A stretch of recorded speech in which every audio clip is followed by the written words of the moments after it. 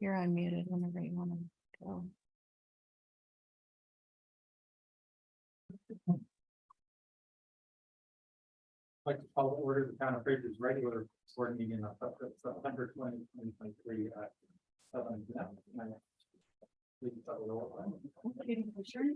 Eileen Waldo, Right, Ralph Quinn. Katie Souls. Louis Gregory. And Philip Vander. We need to pull the, you guys probably saw the surety reduction for item B. There was a typo on it, so we need to pull that. We'll move that to the first item.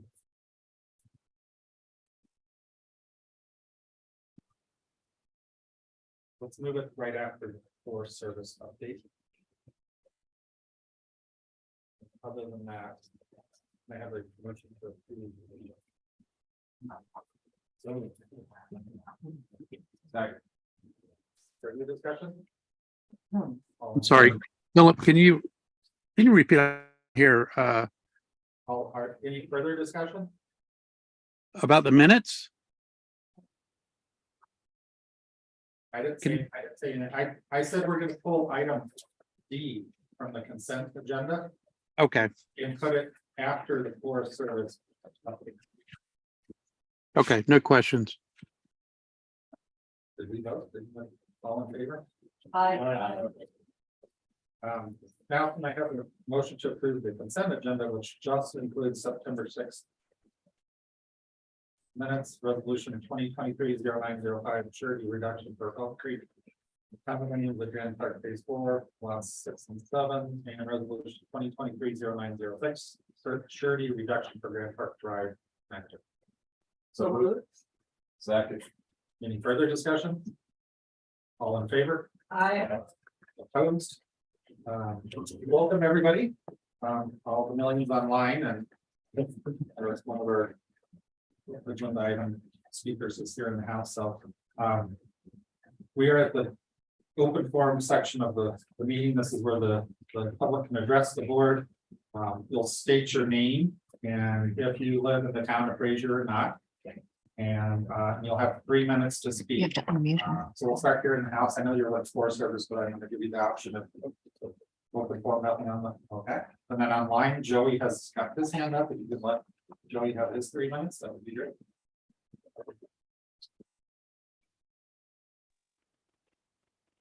Joey, All go right, ahead. can you hear me? We Can you can, hear me? we can. Awesome. You can start my 3 minutes. I'm here to talk about the communications between the Grand County Sheriff's Department and DA and the Fraser Winter Park Police Department.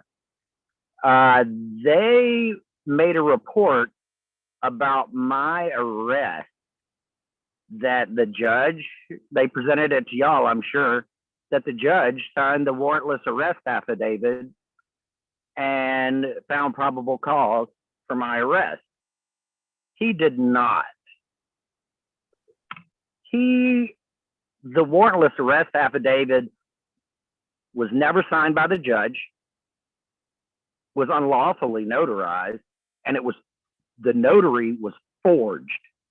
I've sent the report to the communications director and the town manager, both, how the sheriff's department is illegally and unlawfully notarizing. This is a report from the Secretary of State. Says the Secretary of State office received a complaint regarding a notary about February 24th of this year. The complaint specifically regarding a Grand County charging slip that the notary notarized on May 24th. The complaint states the document was notarized without the judge's signature. Based on the evidence, the Secretary of State opened an investigation into the complaint on March 23rd. An additional review of the document in question showed there are multiple blank spaces on the document in question. The signature for the judge is also left blank. However, the investigation determined the judge's signature was not the signature the notary was witnessing. The notary was actually witnessing the notarizing signature of the arresting officer. but the notarial certificate on the page where the judge's signature should appear did not indicate for whom the notary was performed. Both blanks on a notarial certificate being on the wrong page with no indication of who the signer should be cause confusion.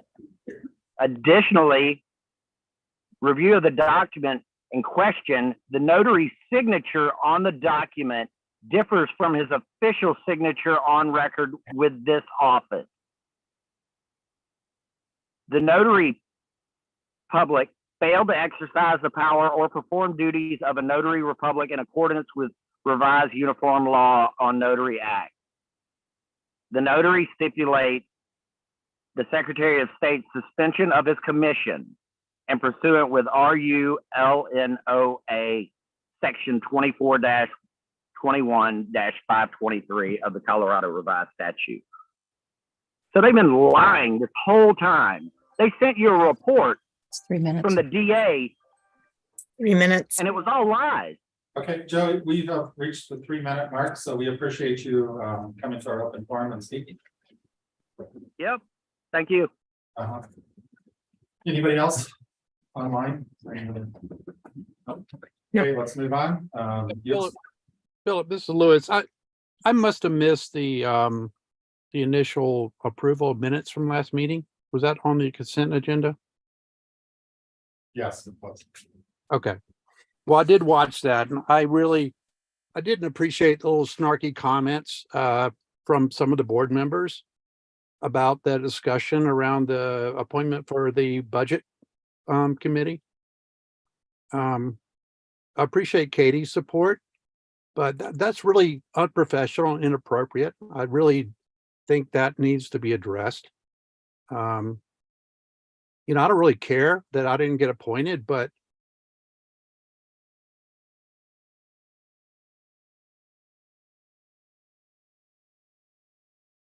Okay, Liz, you have frozen. Valid point. Great. Unprofessional. okay. But just want to go on record to say that was really unprofessional. I don't appreciate it. Okay, thank you, Liz.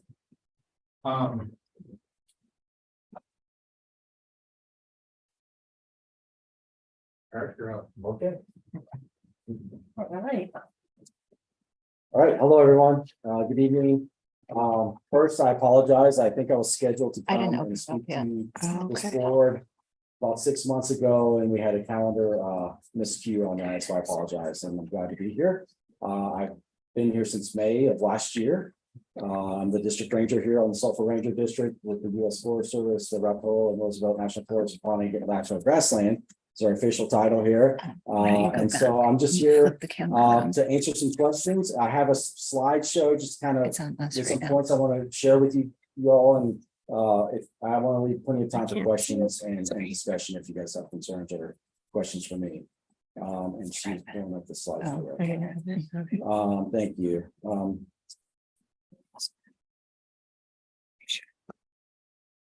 And so I'm going to start talking about Devil's Thumb. I was hoping to come talk to you early in the summer when Devil's Thumb was going.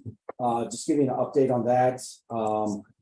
It is considered contained. It is not out. We won't call it out probably till we had a lot of first snow up there. I have some pictures of that. She's working it. Sorry. You guys have a copy of this if you need it. You guys know where Devil's Thumb occurred. It closed the CDT for about 2 months. We have CDT is open now, Continental Divide Trail. We did have a reroute that was pretty considerable into the James Peak Wilderness. Let me go on to the next one.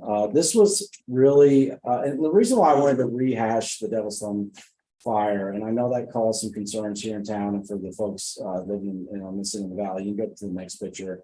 There's a good shot of where it occurred in that basin. You can see from down here, right along the Continental Divide Trail that goes up towards the Continental Divide. You can go to the next one. And this is what it looks like at the fire area. This was in one of the blowdown areas that we experienced in 2020. And it was just an incredibly dangerous fire to try to attempt to get into for our firefighters.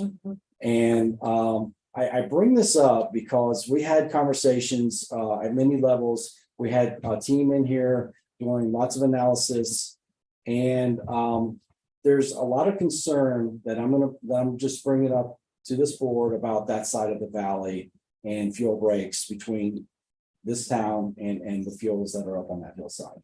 And I don't think I'm saying anything that you guys are not aware of, but when we started doing some modeling on where this fire could go, if it got out of that bowl, basically the buffers were Berthoud Pass and Lake Granby. And so that's when you start thinking about that, that's pretty substantial. And what I would want to bring up is how are we, we're also part of the Grand County Wildfire Council. The fire chief here on the East Grand, Todd is part of that. He represents this fire district. And I feel like we really had hard conversations about how we communicate to the folks that are living on this side of the highway about being prepared to evacuate. And I think those are conversations that we probably need to continue to have as a community and make that part of our regular conversations, whether you're a second homeowner or you live here year round. I don't say this as a way to as a scare tactic or anything. We're looking at ways to create fire breaks along the Denver Waterboard Road or somewhere on that hillside, so that when this happens again, it's not if, it's when, we can at least contain that within maybe a 10,000 acre footprint. If we can keep these fires contained within the 10 to 15,000 acre footprint, I call that a success. Versus, an East Troublesome or even 100,000 acre footprint. So I wanted to bring that up because I really think that we have work to do between Winter Park here about how we communicate this concern to our residents and really being ready for this. And so I'm going to leave it at that, and we can discuss that if you'd like, or if you have any questions about this incident in particular. But I did want to start out with just giving a recap on where we were with that. The firefighters did an amazing job. This was burning in rocks with 5-foot duff in it that probably had not had a human walking on it ever. That duff had been there for 10,000 years, I'm sure of it. And there was really concern if we had the right wind event that this could pop out of this valley. And so it was an eye opener for me. And I just want to come and say, I think we have work to do on this east side of the valley and how we interact with our homeowners and how we get ready for these kinds of things. So sorry to start with that, but I want to, any questions on that? Would the fire breaks just be within your designated areas, or would they be in private areas? Or we're working closely with the state Forest Service. I think all the above. I think we need to advocate for folks having their personal properties mitigated. We can only do so much on the forest, and really when we're talking about staining, dead, beetle kill, and that kind of forest, there are options for removing it are limited. There's no market for it. We can pile it and burn it. And we have plans to do that this winter. The LaFair subdivision right above us, we have several thousand piles that we plan on burning this winter. But that's a short-term kind of solution. But so I would say it's all the above. And Devil's Thumb's done a great job on their private property, and as you guys know, Bob is actively logging up there and creating fire breaks and other kind of barriers up there. So I think it's all the above. Yeah. Next slide, please. So speaking of fire, we are engaged in some pretty intense fire recovery on the East Troublesome fire scar. This is the Stillwater Pass Road, County Road 4, pretty major artery on that side of the valley. I know that many of the residents here, that's, we call that kind of our motorized side of the valley, if you will, with the OHV trails, snowmobile trails. This happened on the snow on rain on snow event this spring. We had, as you guys know, a very wet spring and winter and some substantial precipitation. We have Northern Water as one of our key partners in the East Troublesome Scar. As you can imagine, they have a vested interest in the recovery of the East Troublesome area. They're helping us through an agreement to help. They're putting this road back together right now. They're putting a 16-foot culvert in this right now, and we hope to have that open by first rifle. It's what we're shooting for, which is October 13th. This is a huge hunting area, huge draw for our economy here in the valley. And it's also the start of the green snowmobile trail routes that are up there on the Green Lake side. So I wanted to share these kind of and you can scroll through some of these pictures if you wouldn't mind, please. Just a couple more pictures of it. That's an aerial shot of it. We're just seeing incredible amounts of. This is actually a really cool picture because we were flying in a helicopter in June, and you can see the green up in the burned area. We're seeing a lot of aspen recovery. But then we're also seeing a lot of areas that are nothing is coming in. But the amount of debris, you can see that big swath of like sandy soil on the downside of the picture. That's all coming from upstream. And the amount of debris coming down, you saw at 125 was regularly closed. That was closed last week. It's amazing. The amount of, I'm sorry, this is Stillwater Creek. Okay. Yeah. You can go to the next one, please.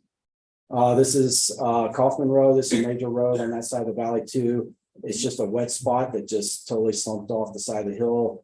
Go ahead. We're just seeing this kind of erosion. It was a really wet spring. The water, the soils are saturated. They're not able to hold the water when we have some of these events. And we're just seeing some of this degradation across the landscape there. Keep going. That's a blowout. That's Cabin Creek Road, which has been closed since the fire. We're not anticipating that road opening anytime soon. That's a very popular hunting area. Yeah, go ahead. This is on Dimmer Creek, another main road that happened in spring. Go ahead. We're just seeing a lot of this soils coming down the hillside on a regular basis. Go ahead. And this is where Dimmer Creek hits Highway 125.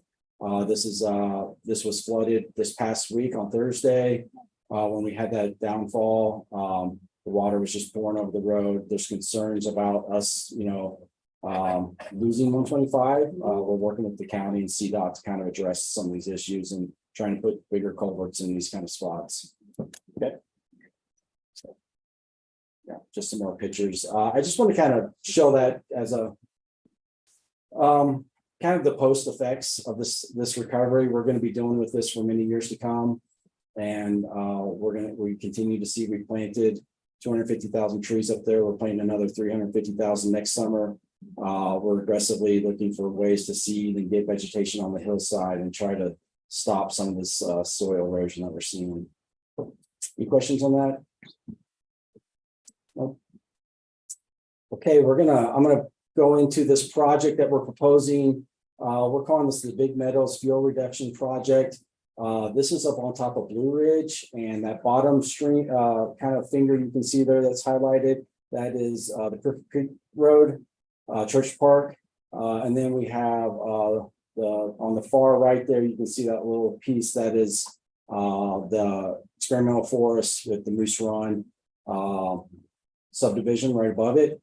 What we're doing is we have a new CE, which is a categorical exclusion that allows us to treat within 1,000 feet of a linear feature like a road or a power line, and do this under a CE category, which is kind of expedient. It's an expedient way to do our NEPA process. So we're going to treat within 1,000 feet of those road corridors, and our intent is to kind of create a fire break or a fuel break on top of Blue Ridge there. Our concern is anything coming from the west, and if we can stop it before it comes over the hill. Of course, we have Snow Mountain Ranch right there on the other side.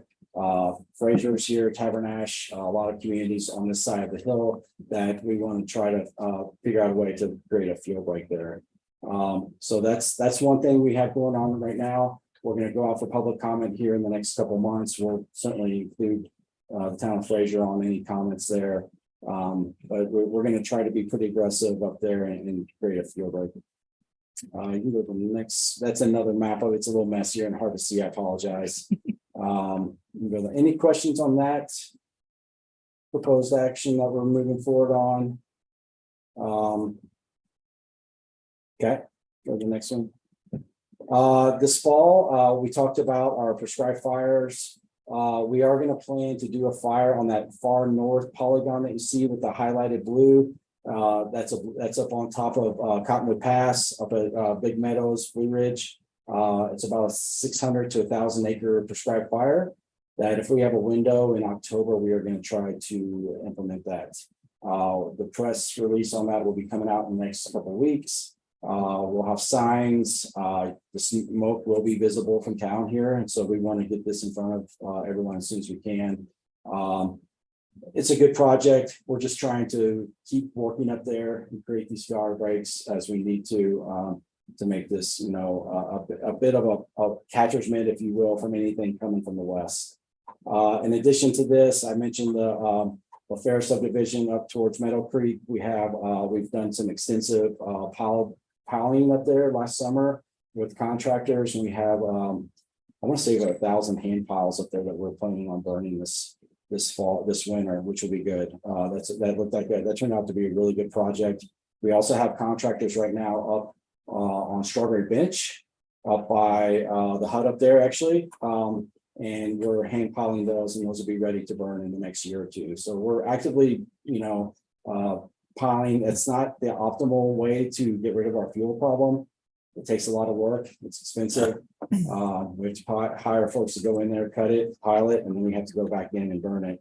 You touch it several times. But it does get the fuel out of the forge. So that's the most, with this kind of fuel type we have here, that's the strategy we're using right now.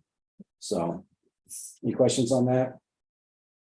Okay, you guys are an easy crowd. This is we have a Good Neighbor Authority project with the State Forest Service. If you want to go to the next slide, actually, this is that area around the FEF and Moose Run. The State Forest is planning to do all that stuff above the green border, which is Forest Service on private land. A lot of that's a Young Life camp, Moose Run, some other HOAs in there, and then we're going to also have them do those polygons that are on our side of the border while they have the contractors out there. We're getting some good cooperation with the HOAs here to kind of be firewise and try to be proactive with this. The chiefs here, Todd and Brad, have been very active in talking to the communities about this, and the state has been really successful in getting funding to help pay for these projects on the landscape. Any questions on that one? No? Okay, this is my last one, and then we can I just wanted to kind of some other kind of updates and needs we have here. As you folks know, we have a lot of use up St. Louis Creek on the side of the valley and Vasquez Creek. We have porta johns in there right now that have not been consistently cleaned. Our contract has not been awarded for all summer. We're not sure how that's our contracting is. Let me say this as professionally and as nicely as I can. It's kind of difficult right now. Okay. And we're having a hard time getting that. We're working with partners like HTA, the Wilderness Society, and others to kind of take on this cost for us. So what I have proposed is, I also have there, we have a new rec program managers for the Sulphur Ranger District, Drew McElwee, and we're looking at putting vault toilets, permanent vault toilets at all these locations on this end of the valley. I think that's really the best long-term solution. I'm talking St. Louis Creek, Vasquez. I mean, there's several sites, and you guys know where I'm talking all through the valley here. But we need to start that process and I'm bringing this up to this board because I think we need to, for about $100,000 each. And this will be something that we will be looking for some sort of collaborative effort on putting in and having these on the landscape if this is what we want to do as a community. So we're in the planning process stages right now. But I've tasked him with looking at how we do this and how we're going to fund it. And we can handle the NEPA part of it, which is the environmental assessments. But we probably will be reaching out to Fraser, Winter Park, possibly Winter Park Resort and many other of our partners. But I think this is going to be a good collaborative effort. One, maybe we bring up these prices of 2050 and talk about how this might be a benefit to the center of the valley. Your thoughts on that? Grants that you can apply for. There certainly are. Yeah. And that will be something the towns or HTA or something like that would have to pursue. And then we could help coordinate with that and help implement. Where's our proposed location of the restrooms? Do you have one yet or? Well, we don't have it on a map, but we have 5 or 6 locations where we know we need them. And they're there's 2 locations of Vasquez. There's one St. Louis Creek, Trailhead, Elk Meadows. There's several throughout the area that we know we need to put on. And we would be open to that conversation and seeing where we think we need to put those. We will probably be working with the Ground Foundation. Mhm. And we'll have a deadline annual for applications, and I believe it's early November or something. We're working on that. So those, if there are any requests, it needs to come into us through that in a timely fashion, Sure. or it doesn't happen. Sure. I think that this is much larger than the Grand Foundation. Well, and I would certainly. We're talking about, that's 600,000. But if people put in their request, and then we look at our budget. I think that these guys that are staff and saying we're grants that we could. Because that's. And I'm just bringing it to your attention right now. We have no intent to, we're not ready to pursue funds for this. And this may be something, when we're talking $500,000, maybe we go after one a year for the next 6 years, right? And kind of a piecemeal together, but I think it's a step towards where we need to be with the amount of users we're seeing on the center of the valley. It's going to keep growing. And I think we need to come coordinate for that. It's very, very popular. It is. Yeah. I know. Especially on the week. Yes, the whole forest is packed on the weekends. Yeah, it's true. So the other thing, the Christmas tree event, thank you all for your support for this over the years. The signage and everything else. This continues to be, when I first came here, I was like, what is this Christmas tree thing? And why are we doing this? But it turns out that it's quite the beloved event by many people that come over from Denver.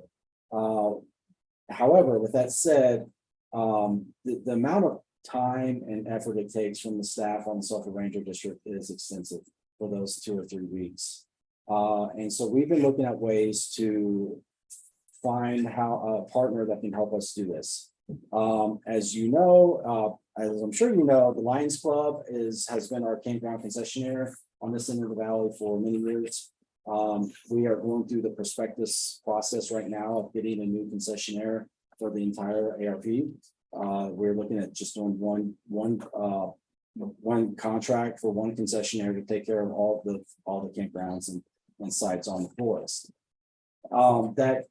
That was too big of a bite for the Lions Club, and they could not pursue that option. And so I have worked with the Lions Club since I've been here. I support what they do. I acknowledge their importance and their role in this community. And so we've been trying to find ways to plug them in other ways with our activities. And one of them was having them write an agreement to have them take over the Christmas tree coordination for us.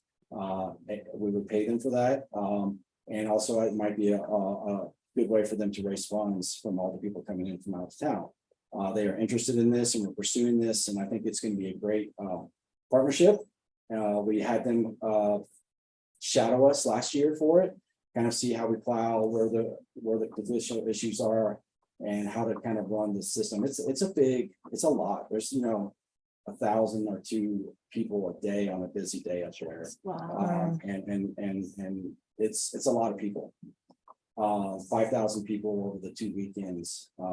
And so there's opportunity there for them, and I'm excited about that. But we are working for them, with them to hopefully have them be the face of this project, moving forward. Any questions on that? Or concerns? Okay. We did fund HTA, Headwaters Trail Alliance. We did increase their funding. We have an agreement with HTA to hire 2 additional trail employees this year. So they had a total of 6 trail employees, which was great. We have struggled to hire, as many people are, right? We are just not able to hire seasonals, and it's really confounding. We have housing available. It's just really hard to find the seasonals that want and are able to come here. So with that, we are investing in HTA and partners like that, like the Lions Club, to help us accomplish our missions. And so we feel like that was really successful. They had a crew of 6. They did hundreds of miles of trail work for us on a lot of it on this end of the valley. And we're really excited about where that's going to go. So I just want to kind of highlight that. So the other thing, we did have a fire prevention technician that worked for the South Zone. Our zone is our district, Idaho Springs and Boulder. It's a large zone. We're, the largest district of the 3. He was working primarily on this district, and he found or documented 60 unattended campfires over the summer, just on this end of the valley. That's a pretty substantial number to me. And I think we have a lot of work to do with the Green Places 2050, with HTA, with all of our partners, with our Trail Ambassador program, on educating all of these visitors that are coming here about how to camp and recreate responsibly. And so I'm not sure what that campaign is going to look like, but I think we have some work to do. And when you start looking at some of the fire dangers on this end of the valley, and you think about 60 unattended fires, that's where most wildfires come from. And so it's a concern. And I bring this up because I think we just need to keep the gas on the pedal on this, on education, bringing this up. We are working Grand Places 2050. Michael's been part of those conversations, a group of all the entities within the county. And we have, the Stay Green campaign and some other promotional kind of educational outlets that we're trying to push. And one of them is going to be how to recreate responsibly with the fires, because I think that's going to be a big concern moving forward. Okay, I've talked a lot. I guess I'll leave you on. It's looking like we potentially will have a shutdown, a government shutdown. And if that happens, what happens is we shut down our campgrounds. And so that is going to impact this community. We do have a St. Louis campground here. What happens is the campground hosts, we close the gates and they are sent home. And so I just wanted to bring this up we're talking about it very forthright with our employees, because we're hearing that this is a pretty high potential to happen. And so the trails will be open, but the campgrounds will be closed. And on this end of the valley, that's really the main impacts for these folks down here. So I just want to share that as well. Okay. Any questions? Please. Eric, I had a question. Some campgrounds along Highway 40, when you come over Burkett Pass and you're in Winter Park, coming this way, Robert's Roost. What's going on? There's one other one there. I don't know. And they've been closed since last year as well. No, they've been open. Robert's Roost. Yep. Okay. They closed Robert's Roost a little early this year because of the construction. It was happening right there by the outlet, and those are all run by the Lions Club. And so those have all been open. Yeah. Yeah. And the Byers Peak campground, is that too close to experimental forest? Is that why it was closed? No, that's been closed for several years. Yeah. And that one was it came down to maintenance, from what I understand. Well, Yeah, Yeah. You Yeah, might have to just close. I got one more, guys. yeah, Mayor Nick over in Winter Park has been discussing this idea. Thought it'd take a little while to have it happen, but we'd love to see a mountain bike trail that goes from the top of River Pass all the way into Winter Park and Fraser. mhm. I'm assuming that we would want to be working with you on this idea. Mhm. What other players do we need to bring in? Huh, we should, yeah, let's have a call, maybe a conversation. I was working on in Grand Junction on the GMUG when they did the Palisade plunge. So I was there for that. We want to level. Yeah, so it was a multi-year process, a lot of partners. You know, the wildlife habitat and the impacts of wildlife are the biggest concerns, and that's what CPW raised with that one as well. And so I think bringing CPW to the table early and talking about this stuff is key. You know, there's a lot of blowdown and dead trees between here and there, so it would be quite the effort. I'm sure HTA would want to be involved. We are in the process of, we will be redoing our forest plan in about 3 years is when we plan to start that. Our forest plan is from 1997. A lot has changed since then, to say the least. And that might be a good time to start thinking about these kind of big, large scale kind of ideas and bringing this forward. But yeah, let's start the conversation. It's not impossible. Let's put it that way. Okay. All right. Anybody else? Lewis has a question. Yeah, I had a question, Eric. Thanks for the update. I'm wondering if you can update us on the status of the Forest Service roads. Is that in your purview? Yes. Which ones? Any in particular? No, I appreciate what you guys did at the Meadow Creek Reservoir, fixing that road. Mhm. That was a great improvement. I was wondering about Corona Pass. I didn't go up there this year just because last year was in such disrepair that it was dangerous. Was there any progress made on that particular road? We did. That was part of our contract also. We did about 10 miles of Corona Pass this year. You know, when you're talking about those kind of roads, those are what we call level 2 roads. Those are 4x4 roads. And there's a fine line between making roads too nice and what that expectation might be moving forward. We only get funded to keep these roads at a certain level. And there's a lot of people that would argue they like Corona Pass to be rocky and rough, right? And so I guess it depends on who you're asking, but we did do work on Corona Pass. We work with Excel as well, Energy. As you guys probably know, the Excel pipeline is buried under a large portion of Corona Pass Road. Corona Pass Road is also a historic road. It's on the National Historic Register, so it has a lot of complexities to that. But we work with the county. The county has we have an agreement and a contract with them, a Schedule A agreement. They do a lot of maintenance for us. They are struggling with hiring as well for these type of positions. So it's doing something. Denver Water, luckily on this end of the valley, maintains many of the roads along the Vasquez and St. Louis and Denver Water Board as they maintain those to kind of access their infrastructure there. But yes, we did. Lewis hit Corona Pass this year. Okay, I'm sorry, you cut out a little bit, but I'll catch that later. But thanks for the update. Anybody else? All right, thank you all. Thank you. Nice. Next is resolution 2023-0907. Surety reduction for water and particular construction by these range 2 parcel 2 the environment. So just to make a change from what was in the package, there was a partial surety reduction that was granted in February of 2022, but I was unaware of. So instead of coming from 500,000 down to the 100,000, it's going to change from 339,000 to 506 down to the 100,000. He's made aware of that today. Found that today. Wanted to make sure we had the resolution correct. Nice. That's the change. Thank you. You let him in. That's it. What? You let that guy in? No updates? Where is he? Yeah. Probably. Oh, no. Mostly beat you to it, I think.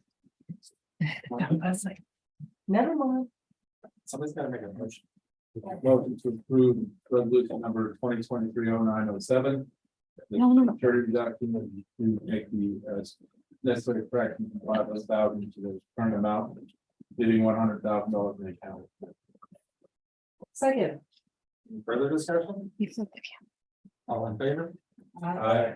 Opposed? Next is the audit of all. Bacchus. We make him a co-host.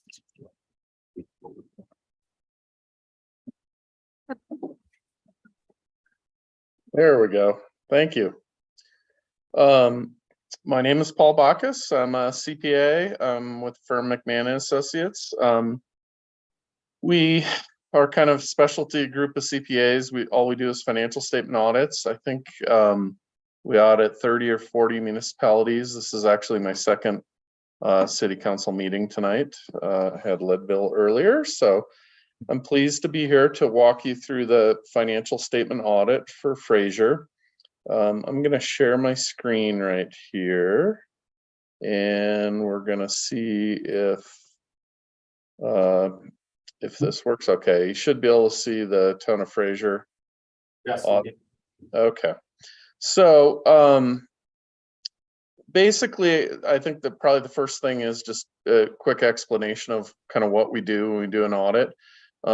This is actually your audit software. So an audit consists of planning, fieldwork, and reporting. And so the kind of important parts about planning are going through, reading your minutes. I feel like we attended every meeting you had because I get to read your minutes. And then really spending time going through understanding how the internal controls for the town. How does money come in? How does money go out? Who processes it? And so you can see each of these as a file, and then in here is further documents under each tab of how dollars come in and dollars go out. And then we kind of the old model used to be sampling, statistical sampling, but now we kind of use data analysis software to look at every transaction and then narrow it down to a certain number of higher risk transactions to look at. As an example, like credit card testing, we'll pull all your transactions for the credit cards, and then we'll say, give us the ones on the weekend, give us anything with a certain vendor ID, any charges to Venmo or PayPal or something like that we'll want to look at. And once we're done with that, then we start our fieldwork section, and the fieldwork part is really verifying the numbers. So as an example, we kind of follow the balance sheet. So cash and investments is the first thing on your balance sheet. So we go through and we look at how much you show on your books, and then we will effectively say, okay, we want to see where those dollars are held. Are they held insured by FDIC insurance? Are they follow your investment policy? Do they follow state statute? But ultimately, if your financial statements show you have X dollars in the bank, we want to know that those dollars are in the bank and can be used. And then we obviously confirm them and do other stuff like that. Same thing with receivables, whether it's property taxes or something like that. Each of these is kind of a work paper that describes what we did. This is the person who did it and the person who reviewed it. But we want to make sure anyone who owes Fraser, that money comes in, gets deposited timely, coded to the correct revenue account. And that's true whether it's proprietary funds or governmental funds. We want to make sure that we're following up on anyone that owes the town money. Same thing with capital assets. We want to make sure we're tracking them, that if we purchase a new asset, it gets capitalized, depreciated appropriately, it's insured, and we're taking care of all the town assets that have been purchased. We go through accounts payable. We want to make sure a payment that goes out is related to town business. It's a reasonable expense for the taxpayer to pay. It's paid timely. We're not paying interest or late fees, and that it's coded correctly. So when we look at the financial statements, we know that repair and maintenance is repair and maintenance, and a utility expense is a utility expense. We go through all the payroll policies that the town has, and we want to make sure we complied with those and that we filed the correct IRS forms just to keep you out of trouble. And we reconcile all that back to how much payroll you show on your financial statements. Fraser has, very little debt obligations, but when you do, we'll go through and kind of make sure that everything's been handled appropriately. We go through equity, which is kind of your fund balance, making sure the funds are in the correct bucket, so to speak. And then we do a fair amount of grant work. We do work for JFF. And then these are various ballot questions and IGAs that the town has. And we just go through and make sure that if you promise something that to the electorate or in an IGA that we're following through with it. We audit pretty much all the municipalities in Grand County, so that helps with some of the IGAs. We go through state statutes, make sure that we've complied with our state statutes, and then do various other testing in certain areas. So basically we had, 4 CPAs working on your audit, and we scanned in 324 different work papers to make sure that your financial statements are correct. And your financial statements are in your board packet. And, when I'm sure most people working or serving on town board or maybe looking at financials go, why do I have a 76-page financial report? And the reason you have a 76-page financial report is it's really not just for you, the electorate, or you, the elected officials, or even the population. This goes to, the SEC, the state auditor, all the federal government for your granting federal grants, state government for your state grants, Colorado Department of CDOT for receiving your local highway money. It just banking relationships, insurance relationships. So there's different parts of it that they all use, but I'll just walk you through a few highlights.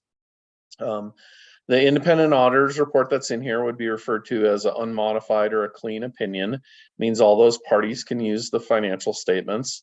There is a management discussion and analysis, which we kind of help. It's prepared by management, but we kind of help because we audit so many cities that with some of the smaller municipalities, we help prepare that. But it shows, where does money come in, where does money go out.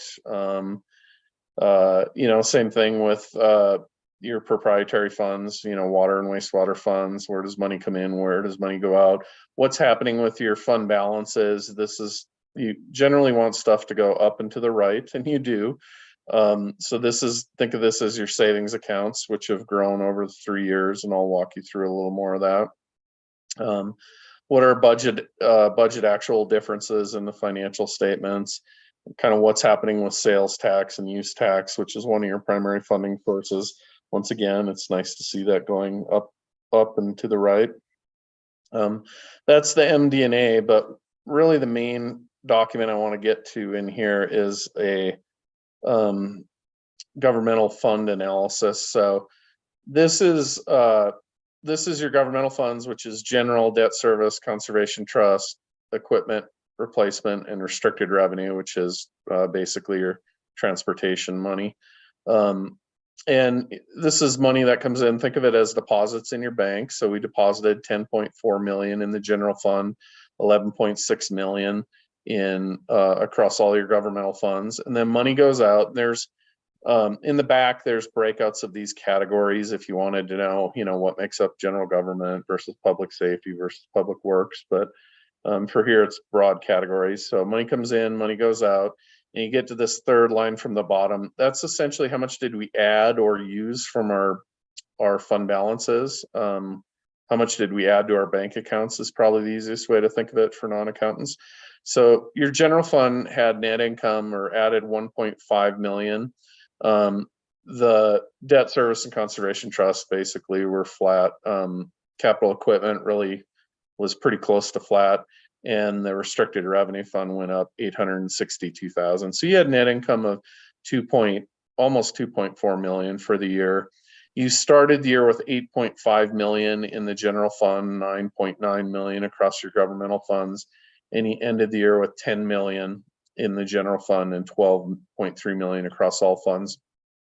When I'm looking at municipal financial statements, I like to take this 10 million and compare it to what we spent for the year. So you spent 8.7 million. You have 10 million in reserve. That, you know, that tells me it's a perfectly healthy, prudent, reasonable fund balance for Fraser to have. And so that's all good news. You're fiscally healthy. Then you have the water and wastewater funds, and they, you know, basically water looks a little healthier than wastewater, but it's really hard to analyze those without knowing what future capital projects you have coming down the line. If you look, they're accounted for a little differently. You had net income of 62,000 in the water fund and a net loss of 450,000 in the wastewater fund, but you have to keep in mind you record depreciation on proprietary funds. So you had 383,000. That's just charging off the cost of the plant and all the equipment. And the wastewater had 555,000. So if you back those out, you know, you would have had net income. And if you kind of look at the cash flow, this is just pure cash in and cash out. You added cash to both those funds. So I know you guys are kind of always looking at water fees and wastewater fees and things like that. So that's good. You kind of have to stay on top of that stuff. There's footnotes also in here that just help describe various things. You know, what's your ballot questions for Tabor, your debrucing, where do you hold money? We hold our money in call of trust, generally very safe, secure. What happened with capital assets? You know, this year the big purchase was is it Victoria Village, I think, in there as land. So you know, eventually that'll be hopefully affordable housing. And then just various other things in here, like what leases do we have outstanding, you know, really just capital equipment leases. You don't have any real debt obligations of any significance anymore, where your fund balance is. And then the other thing I'll just point out in here is there is a disclosure of abatements. So as like most municipalities, as you've had development in town, when you've annexed in a piece of property, you've had various agreements and maybe to share back certain tax revenue, and there's a disclosure in there of kind of short disclosure of those that are in there, but there's not anything necessarily unusual. And then there's budget actual statements. Those all look good. And then the last thing we have to include in here is the annual highway finance report, which CDOT uses to pay you your local highway money. So that's either a quick or a painfully long review. But I'd be happy to answer any questions on that. And then I have a letter that I'll just briefly run through, and then hopefully ask for your acceptance of the report, and we can get it filed with everyone that needs it.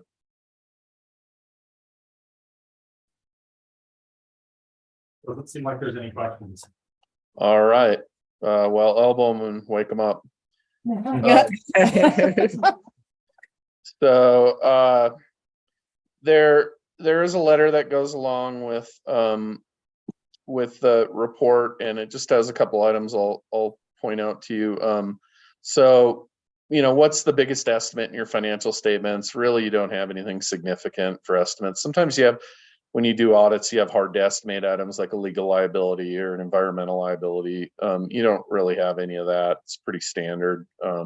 How long are your assets going to last, and are we going to collect our receivables, which you do. No difficulties encountered in the audit. Corrected and uncorrected misstatements. This is kind of what journal entries did we make, is probably the easiest way to think about that. So once we get your books, we, you know, scanned in and did work on those 324 different work papers. And here's kind of the journal entries that we made. And so those have been posted to your books for quite a while now. And and the fiscal year you're in now shouldn't have any impact. No disagreements with management, and there is a new accounting standard coming out where we'll take a look at your Cassell software subscription and probably have to record that a certain way and add a disclosure for it, but it's not going to have much of an impact on the town of Fraser. So overall, the good news is we don't have any material weaknesses or reportable conditions or anything like that. Just some fairly standard journal entries, and Fraser is in a good financial position and had good books to be audited. So I know you have some turnover like a lot of entities do right now, but we'll do everything we can to help your staff get acclimated and be ready for next year's audit to keep you on the nice list. Any other questions? I think we're good. Thank you. So normally there'd be a motion to accept that. And then once you accept it, then I get it filed with kind of all the entities that need it. I'd like to make a motion to approve the 2022 audit. Second. Any further discussion? All in favor? Aye. Aye. Okay, thanks, Paul. Thank you all very much. I appreciate your time and your trust. Take care. Thank you. Thanks, Paul. We are continued public hearing and possible action amending chapter 19 of the Fraser Municipal Code, removing the Riverwalk mixed use overlay district and the district and requiring ground floor commercial. Thank you for the new business. Well, Grace, Thank you. you unmute it. Hey, can you hear me? Yeah, we can. Okay, great. He's Okay, I'll start with a kind of quick presentation just to kind of go over what has changed since the last time we were here a couple weeks ago, and then we can go from there. So I'm gonna go ahead and share my screen. Can everyone see that? Yep. Okay, perfect. Alrighty, so this one won't be as long as the last presentation, so I'll try to make it pretty quick. But as you mentioned, this is the change from the Riverwalk mixed-use overlay district to the Riverwalk zone district. So changing from that that overlay that's on top of your business district into its own standalone district. So just to kind of give a little geography for anyone who has maybe been there for previous meetings or needs a refresher, the area with the kind of bluish gray diagonal hatch through it over the red area is the Riverwalk mixed use overlay district. So it's, roughly bounded by Park Avenue and Mill to the north and south, and then Railroad and the river on the west and east. And then getting into what has been changed since the last time we were here. So not a lot is different from the last time. There were a couple of things that were suggested that were edited. So the first being the intent of the district. So each of your zone districts has an intent statement that kind of is a kind of guiding paragraph that describes what you're looking for in the district. So that was clarified and adjusted a little bit to add some flexibility to things such as parking areas and clarifications on those. Similarly, in the additional provision, so these are kind of the details at the end of your zone district standards. There were some clarifications again about parking and circulation of parking and things of that nature with that 20-foot, that first 20 feet of commercial requirement on Highway 40 and Clayton Court. And I'll go into these a little more detail on future slides. So let me know if I'm going too fast on any of these. But the next and then the last major change was the density. We had a healthy discussion about these from last time. And the main change is going from, that density bonus going from 60 to 40, but the area median income that is targeted went from 80% AMI to 120% AMI. And we'll get into that one a little more on a future slide. But yeah, I'll go through these first two real quick. So these are the actual language differences from what we presented the first time and what's being presented now. So you can see on the first one, that underlined portion is what changed. And basically the main part that's different is the final sentence where it talks about on-site parking should be located away from pedestrian areas as much as feasible in order to activate uses along the street and the Fraser River and promote walkable nature of the district. So it just makes it a little more flexible, saying, that parking should be, tucked away from those areas you're really trying to activate. It includes that Fraser River language to encourage activation along that side of those properties that border that as well. And then the second one is similarly, it talks about, this is in your additional provisions. So this just was added where that says vehicle or pedestrian circulation and building mechanical equipment may be located within this 20 feet. So basically just clarifying for anyone that is worried about it, that those, entrances to, say, if you had a structured parking area or a drive aisle to the side of a building, that's okay. You can do that and still meet this 20 feet in-depth commercial requirement. It's just, all that parking itself would need to be, tucked behind the building away from those commercial areas. Any questions on those before I go forward?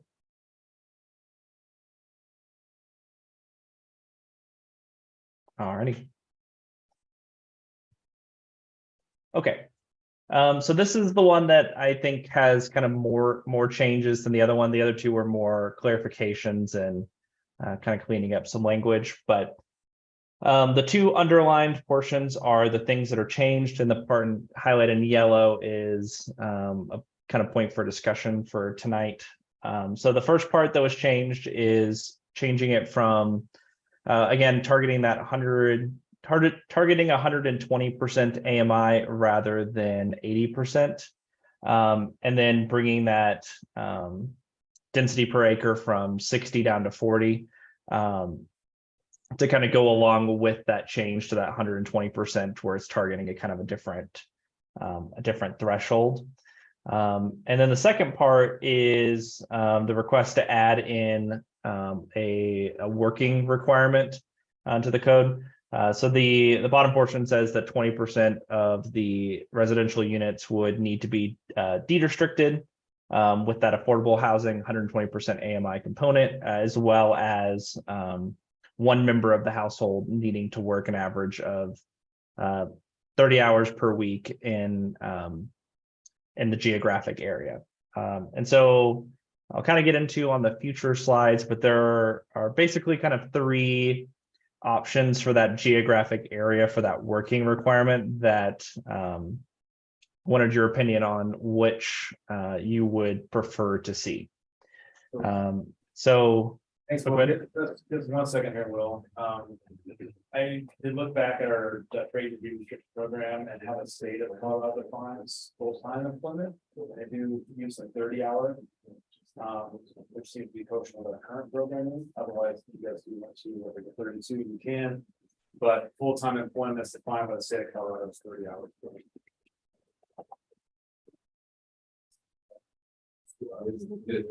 Yeah. Mm-hmm.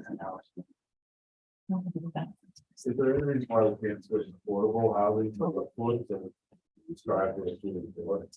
We keep using the word affordable housing, we really kind of more workforce, so I can't call it workforce housing. I know it's a semantic thing at this point, but it's really. Well, I don't think they have affordable housing defined in our code, so it's really change on the definitions. I mean, as far as the conversation last time regarding the workforce, kind of circulated around the boundaries. And that's why we're kind of discussing what's highlighted there is the boundaries there. Discussion the last meeting was, the consensus was to revolve around the recreation district, which includes a southern portion of Granby, but does not extend to like the hospital, the elementary schools, and the rest of the town of Granby. Just some thoughts there. Granby has they're working on a large affordable housing project as well. They're looking at their proximity requirements just to say Granby County. There's something I thought the board should be aware of. You know, if you do want to go the rec district boundaries, that's fine, but this kind of understanding the implications of just using the rec district boundaries, I think it's important to know those boundaries exclude or integrate. I think we have to do Fraser River Valley housing partnership values. So it's that kind of stuff. Not included. Elementary school. It's only adding Granby's kind of boundaries, right? It's not. Really opening that. So it's like, and since most people are working and living around, you want to drive at 30 miles a day, not having it done for 10 years. I'm not tracking that. Paul, what do you think about that? I'm used to it, but it is an hour each way for me to go to Kremlin. But I think discussion last time was specifically if we're looking for workforce housing. There's been a lot of discussion about teachers and all of there's one school within the rec district, all the other schools are out Granby. So not by my choice. Well, But currently that's where we have them. And so there's been a lot of talk about teachers. And if we're going to provide workforce housing for teachers, 3/4 or 7/8 of our teachers are working in Granby. So we would exclude. I can settle this one. Is anybody opposed to using the Fraser Valley? Right. Yes. Housing as a boundary. so it's Fraser River Valley Housing Partnership. Yeah, I'm opposed to it. Yes, You're opposed. no, I support it. Okay. Is there anybody else? Louis, are you opposed to it? Louis, are you opposed to it? Yeah, I'm sorry. It's hard to hear you guys. What if you could speak into your microphones? Okay. So we've got 6. Right here. Yeah. So let's move on. It's a moot point. Right. Let's just move on and keep going. I do want to mention, I listened to the last minute meeting, and it was hard to understand us. And I'm not on my show.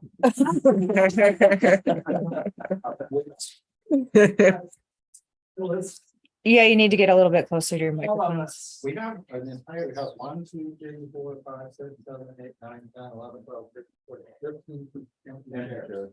Right there. I'm talking about, I'm just saying, there's show up here at the. A bunch of seats right there in the middle.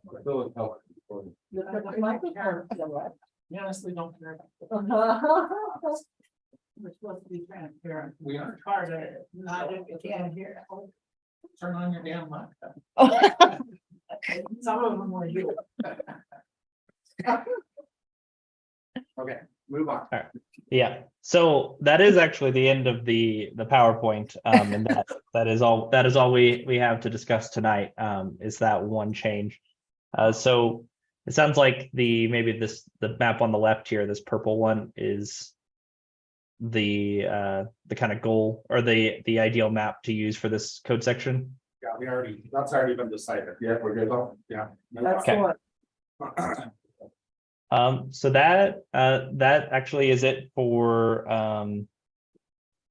the presentation. So yeah, I don't know if there's any other discussions or anything else you guys wanted to talk about from the previous meeting, but other than that, it would just be approving the ordinance with that code change.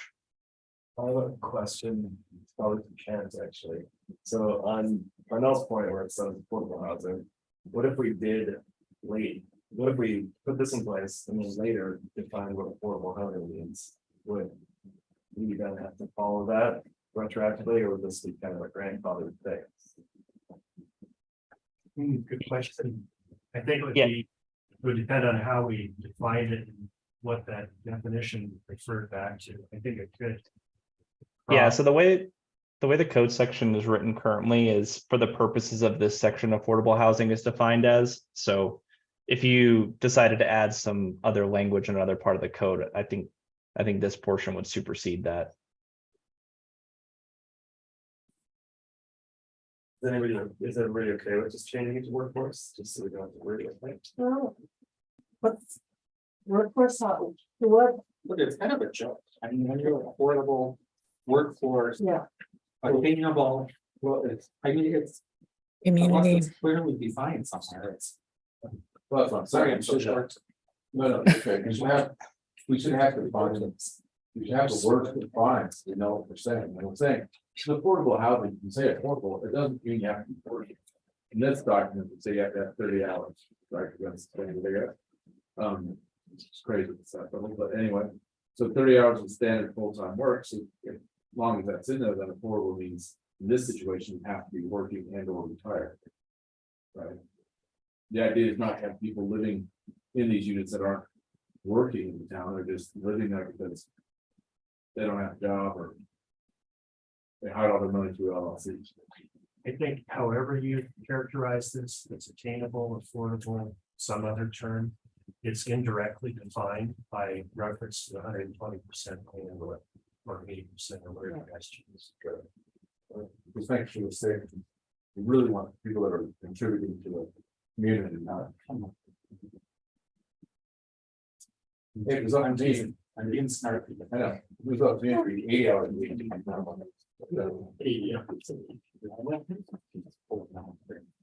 Okay. Yeah. I'm gonna change the name and leave it. I think. So, figurative. Let's see. The thing about retired. I think you have to, I hope it's understood that you have to live there and work in certain, you retire when you're living there. Right. You don't You're not qualify to move in You- when you're retired. And I don't know if there should be a 2-year time frame or. Yeah, the only thing, yeah, you just have to be careful with fair housing rules and regulations. But I guess you can retire and you need something. Right, we're not assuming that.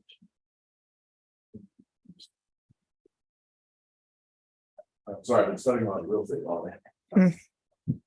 So, I thought that was clear. Maybe I'm mistaken. I thought it was clear that you have to be working and you could retire, stay in the house, but you can't be working in California and retire.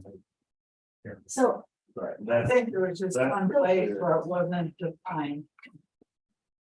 But Does anybody else read that? 'Cause I didn't. so, yeah, I haven't seen anything in here where it talks about those people that. Where does it talk about people that were disabled or have retired, that were working? I guess, yeah, In our agreement that we're working through right now with like provisions for retirees. yeah, It's not requiring some type of an audit to make sure that they're working. Right, and there's also language in that restricted covenant that gives the town the right to audit and evaluate periodically the term status.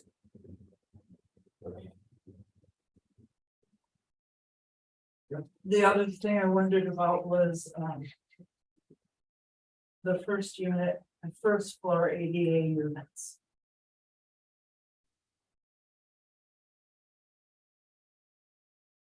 Because it mentions entire 100% first floor business. No. 40%. 40, okay, never mind. 40% is what you need to trigger the higher density for the 40 units per acre, so they. Okay. 30%. You do less, there's something to their versus like. And then the other thing is the first 20 feet has to be retail. We could have more in the back of the building. Okay,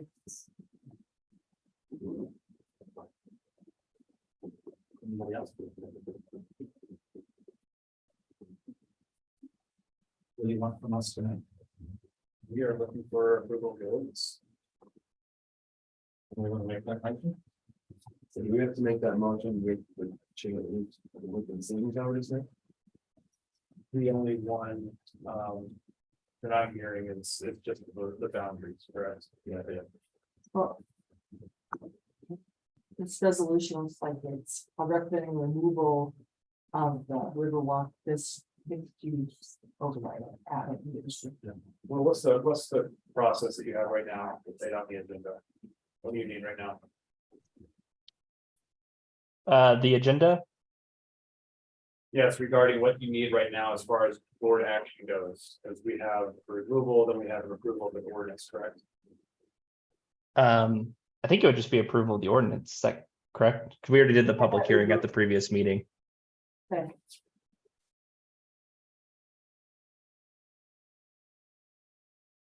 Hey, I'd like to make a motion to approve ordinance number 501, removing the Riverwalk mixed use RDMU classification, adding the Riverwalk district in its place and requiring ground.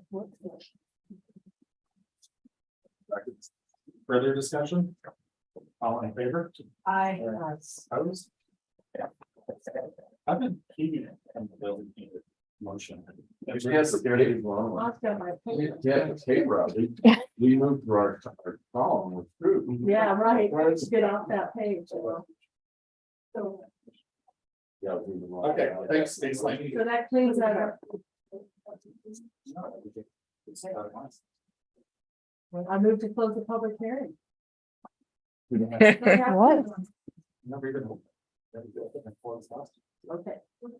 Well, we continue. It was continued. Leslie said she's having problems hearing everybody too. So if you guys could speak into your mics a little bit better. Sorry, Philip. Okay, we are now discussing the possible action regarding parking study scope by Sarah C. Do you want to where's this? Maybe share it. We have 15 seats here in the house. So I'll say that again. I know where it is. Sweet spot for no reverb. So you have to move it down again. I'll try. Oh, I got to last time to get to the. That's Where what is you it? meant. Slideshow? Slideshow, yeah. Where, right here? Yep. From slideshow? Yep. All right. Perfect. Thank you. Hello, can you hear me okay, Leslie? Mhm. Hopefully that's yes. Okay. So earlier in the summer, we had a workshop on parking and received the direction to move forward with putting out an RFP for a parking study. Winter Park is also looking to do a parking study at this time, so we are looking at doing a joint study with Winter Park. The idea being that the study can look at both the individual context of each community and individual community needs, as well as kind of have an overall regional overlook. Some of this has come about as well through the sustainable community group that's working with Winter Park and Fraser on some issues throughout kind of the Fraser River Valley. Next. So the scope of work is what we're going to focus on, and this presentation follows very closely with the staff briefing for the parking study that you have in your packet. The scope of work will cover the vision, engagement, and coordination, existing parking conditions assessment, creative solutions for parking management, future parking needs and infrastructure analysis, and then policy evaluations and recommendations. So for the existing parking conditions, it will be asking them to assess current conditions through data collection. So looking at current parking supply, as well as taking an inventory and collecting samples of kind of parking demand and parking that is actually being used. So ideally, they would look at a typical weekday, a typical weekend, and do this both during the busy winter and summer seasons to develop kind of parking patterns and how parking is currently used. From there, we were asking for creative solutions for parking management. So looking at creative strategies and kind of no build solutions to better make use of our current parking supply. So ways to increase efficiency would include better signage and wayfinding, Exploring things like rationing time limits, possible parking fees, things like one-way streets with diagonal parking, but basically making more efficient what we already have to work with, versus more expensive options. From there, we'd ask them also to look at future parking needs and infrastructure analysis. For Fraser, this would be specifically kind of looking at the proposed development along Main Street, the potential for a Fraser Center for Creative Arts, and other kind of development, and assessing what sort of parking needs they would expect us to have in the future. And through that, evaluating things such as a multi-parking structure, if that would be needed, and what that would look like, the size. I'd also ask them to look at our current code and just kind of do a policy evaluation and make recommendations regarding our code. Again, looking at how we could have smarter parking strategies in terms of better utilizing what we have, as well as ways of moving forward. This would also look at options for financing of public or shared parking. So exploring things like parking fee in lieu for developers, more flexibility around offsite parking, particularly in like the Riverwalk district and kind of the denser areas of downtown. And then how we would go about funding this, things like ongoing maintenance fees, shared parking districts, things like that. And then lastly, if they can help us with kind of ideas around associated costs for some of the different things that we're asking for and ways to go about funding and providing revenue sources for this. So we are hoping to release an RFP with Winter Park by the end of this month, first week of October. November, we look to select a contractor with the idea that we would want to have somebody on board so they can start doing that data collection and inventory of our parking supply in this sometime during the winter, during the busy ski season, continuing on into summer season, and then hopefully having a final report with recommendations by the end of summer, beginning of fall. So that was a very quick rundown, but any questions or anything you'd like me to go into further detail on? Have we done other parking studies before? Not to my knowledge. Like, I know we've talked about it, but I don't know if they ever got started about. Remember? I don't remember one. I don't. Yeah, I know we haven't done a joint either. And I'll add into one of the things with the regional overview, and that's kind of come up with the sustainable community group, is looking at if things like park and rides would make sense and where those would be placed in coordination with the lift services. And as we look at the parking, also kind of evaluating ways to improve upon multimodal forms of transportation and encouraging that so that we decrease some of the demands on the parking that we have. Michael and I are the two that are on the Sustainable Communities Committee, and that's where this kind of stems from. And the thing I like about doing this study with Winter Park is that they are going to look at both municipalities individually, but then as the valley as a whole, and so that we can kind of grab what we want, what's best for Fraser, and but also look at the overarching valley needs. So how much is it gonna cost and where's the money coming from? We will come back once we get responses to the RFP with the cost number. So they're hoping that we get the RFP published in the next weeks. We have 30 or 45 period. That will see what comes in.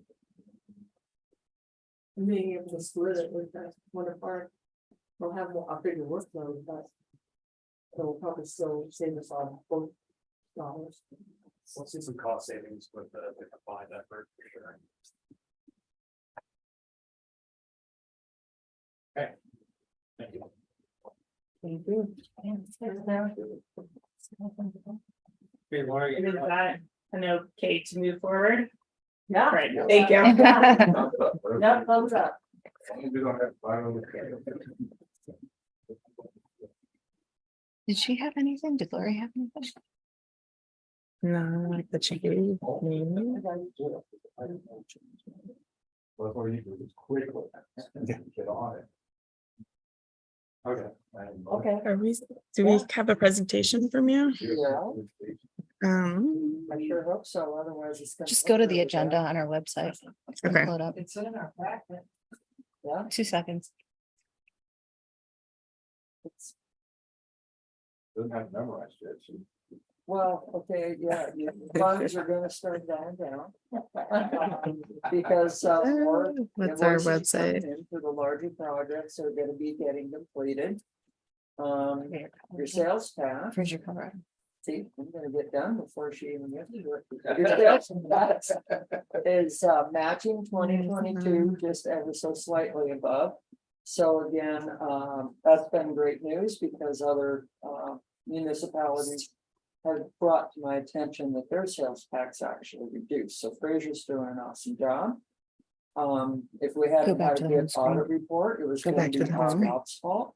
But everything No, was click looking pretty good for Fraser as far as fiscal responsibility. And then there's some cool information in there about it was pointed out to me that there was interest by the board that during our next open enrollment for our medical insurance availability, PDF.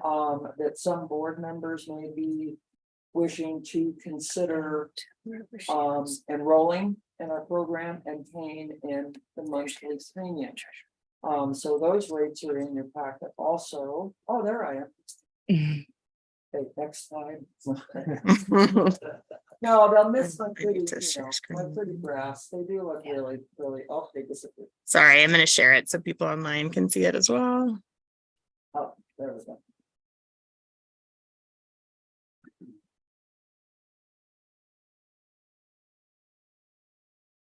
So yeah, accepted that nice pleasant surprise of the sales tax.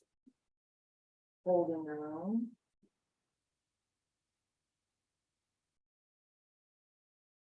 See, there it is. There comes the little dip of the funds as we have paid out some larger invoices for Conroy and some of the big guns. Next, we can go on.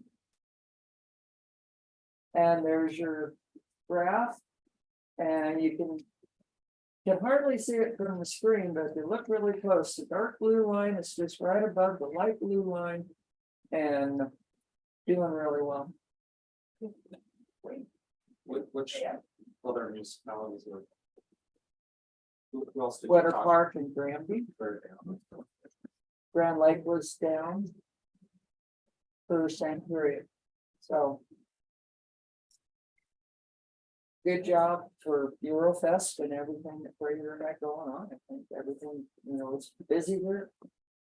So the next slide is just basically, again. Yeah, capital project completion is going on and your sales tax is actually 92% of your budgeted sales tax revenue. And this is 67% of the year being completed, so I think you're going to hit the budgeted and actually surpass the budgeted amount of sales tax. Fingers crossed. They keep coming in good. And then the next slide, I hope is There isn't anything else. You want the other Oh, the next presentation? Yep. Oh. Where did the PDF go? 1 second.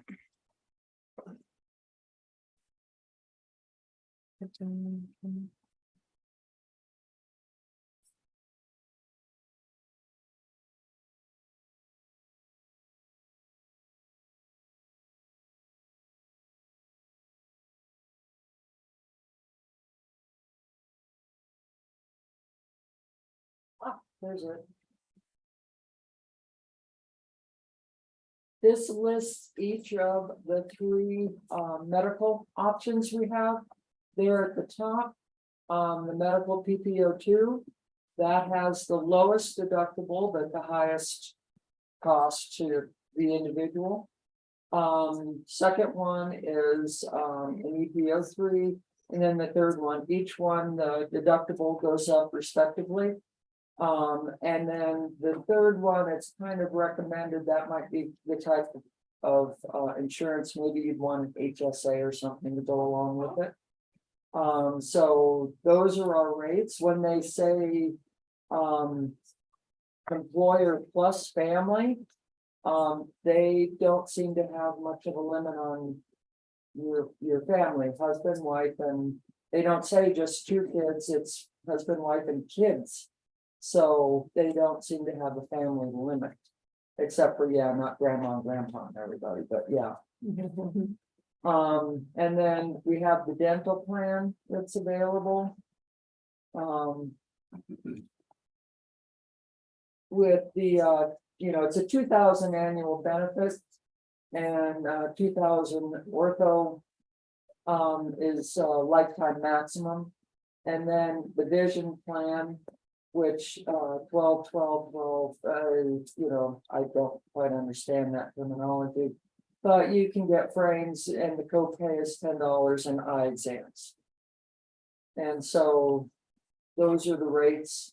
And then if you scroll one more page, it has the breakout on each one of the medical. I included that in the packet, that you can see the different level of copays, the deductibles, and the coverage is all listed on that next page that you can go over at your leisure. So, and that, like I said, in case, board members would like to join the open enrollment next month and pay in monthly premium. Or is the HC 3,500 still $1,500 every 6 months? That's staying the same. Yes. You apply, could you? I'm sorry. Or do you have to do the medical plus the dental? No, you can pick and choose. You can just do the medical. Or you could maybe just, I don't see there'd be a problem if they just wanted that. Yeah, sir, so I'm not sure. I might need to research that a little bit more. Usually that's.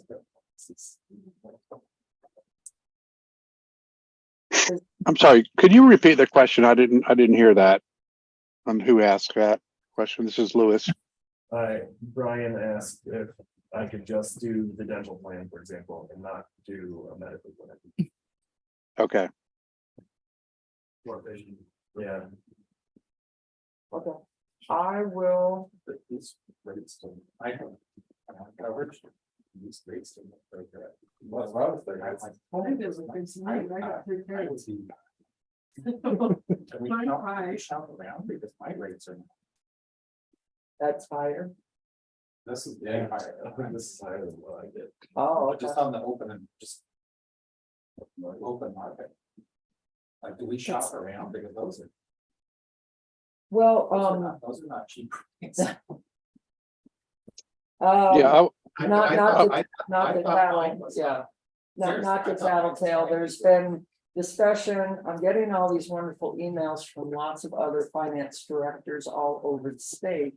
And this question did come up that somebody thought CEBT was a little too high. Fortunately, the discussion included what other municipalities are using. This is my first year working with CEBT. And from some of the rates I've seen, I was kind of going, yeah, we've been paying private rates and not getting the best from the company I was working at. But there were some other names mentioned, and in between learning everything and budgeting, maybe I could reach out and see about getting some alternative, reach out to a couple of different insurance agents. They love to be reached out to, and come and find me. Looked over the last few years at other options. This is a 5% increase from last year, so it's nice. Anticipated, but. Yeah, because last year Rob had mentioned that they didn't increase their rates, which is why it was staying at a good level. This year, when I was speaking with him about it, I was like, oh boy, we might have to plan on 7%, but they came in at 5%, which I thought was better than what I was expecting. Mine went up by 30% because that one insurance company wants the state. And mine are still. Okay. I'm just saying, this is like. Well, no, I guess government does always pay them. I mean, we shop around. Well, this was a pool and, you know, a lot of the other municipalities do use CEBT and seem fine with the rates. But, maybe you've been with them long enough that for next year, I maybe should start reaching out and looking for some, better rates. Yeah. Because we're a little close to the kickoff, Right. yeah, having to get everybody enrolled and getting going. But I could probably look into that. With about 6 to 8 months. Prior to We're open starting off tomorrow. enrollment. Let me fit that in to the do everything else list. Lewis has a question. Yeah, I was just gonna say, these rates look really high. I don't think they're even better than the exchange on rates on the exchange. I'm wondering if we should shop around, but my question is, beyond that, is how much does the town subsidize regular town employees? Do they pay half of their premiums? Or what? Full-time employees, medical is totally covered. The dental, you pay for the dental, like I said, and the optical is included, I do believe. I have to look that up, Lewis, and I Okay, the answer to that. well, I wish I I could guess, say I know it by rote, but I don't yet. well, I mean, I guess what I'm saying is that it seems like the town would subsidize some of the, you know, the board or mayor and board choose to enroll in the medical plan or dental plan or whatever, subsidize a portion of those premiums, because these are really high. And you know, I think where we're going with this is trying to create an additional incentive, additional compensation for people to, you know, get involved in and you know, be a part of the town and you know, public service. And these rates are just way too high for anyone to really be attracted to. This is not an attractive benefit for people that want to get involved, you know, in the town. Either we find somebody that can give us, you know, more competitive rates, or maybe the town subsidizes this portion, you know, a percentage for board members. Because I don't think anybody's going to jump on board from what, I don't know who was speaking, Philip or Brian or others, that these are just not competitive rates. So Lewis, I think that Lori said full-time employees, the town picks up their bill, the bill. Lewis, Right. Lewis is No, I saying- heard that. He's trying to The- say, no, I got you, Lewis.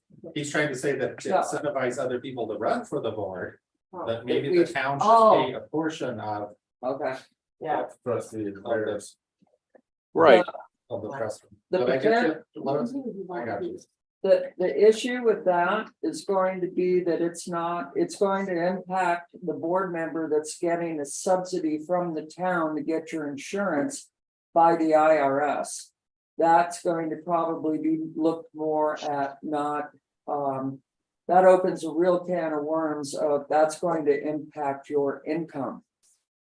Because, by doing the subsidy, I'll be tracking that, probably have to figure out how to, your social security, your FICA tax won't be covered.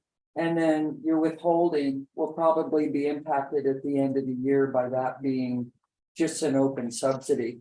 I'm not a tax accountant, I'll admit that, but I've done some other things for owners of companies to, you know, get benefit from their insurance company, but they were the owners of the company. And this is, I think it's gonna turn into a, you know, like you're getting a taxable wage, an equivalent of a taxable wage.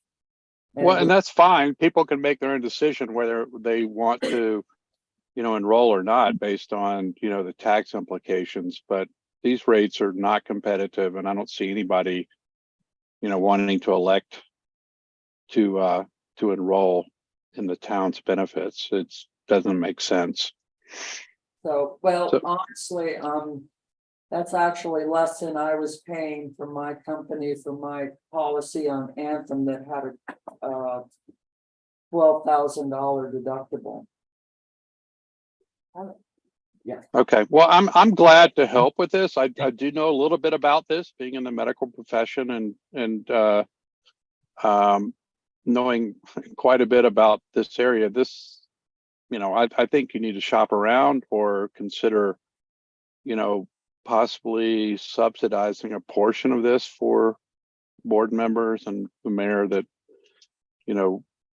make it, competitive enough that they would consider enrolling in this with the town, but that's just my opinion. So something I just want to put out is, discussions, about a subsidy for health insurance for trustees, where we don't offer it to our seasonal employees. They don't get access to our healthcare benefits. I mean, we're looking at subsidizing health insurance that could be the equivalent of increasing the wages to our trustees and elected officials 10 times or 15 times the amount of the current payment that's being made. So just something that I'm trying to be conscious of and trying to be fair to the board and to the community as a whole. It's something to consider. Is companies could join the trustees and they have a good health insurance through the company, but other trustees are being further compensated by the town. There's not equity there. So this something I just want to put on the radar. I think the more important, like what this shows everybody here is we need to shop around. I mean, you guys, this is ridiculous. I mean, if we just blindly have agreed to this. I mean, that's ridiculous rates. I mean, seriously, you heard everybody up here say that. I mean, whoever is in charge of this needs to look at this for next year. Seriously, it's not a joke. And I don't want any subsidy. I didn't join the board to get anything. So what I was gonna say is this is just government following government. Oh, yeah. So just that everybody else joins all this. Well, and there's no incentive for the town employees to look at the rates if they're subsidized 100%.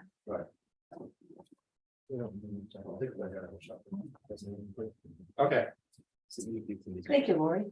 thank you. I think we're good. Okay. You stop the share. I would pass them. Put them in. Okay, resolution. I'm just still shocked. We haven't looked at that. I mean, It's not looked at in the past. I haven't, I looked at, we have very good insurance for Eric and we're paying 1,500 for the two of us. And you guys are paying, what was it, 1,300, 1,200 for one person? Yeah, I mean, that's. So, okay.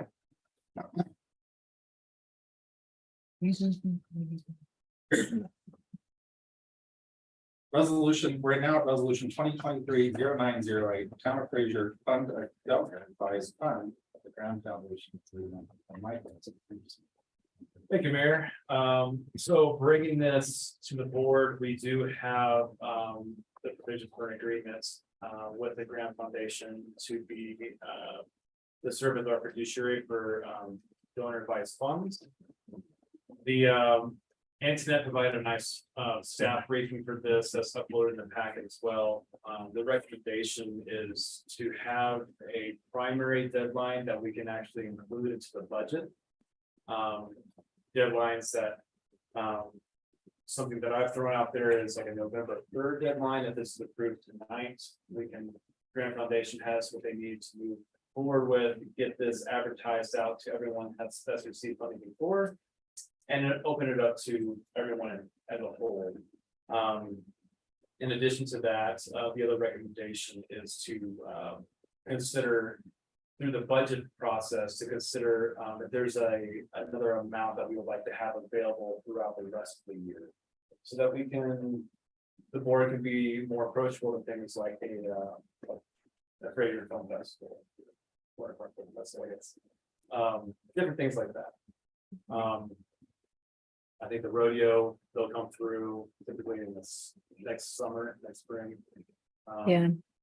Different things like that, so. The main things for the board to decide about tonight with this, is to look at setting an initial deadline if you would like to. We don't need to approve how much funding is gonna go in that tonight.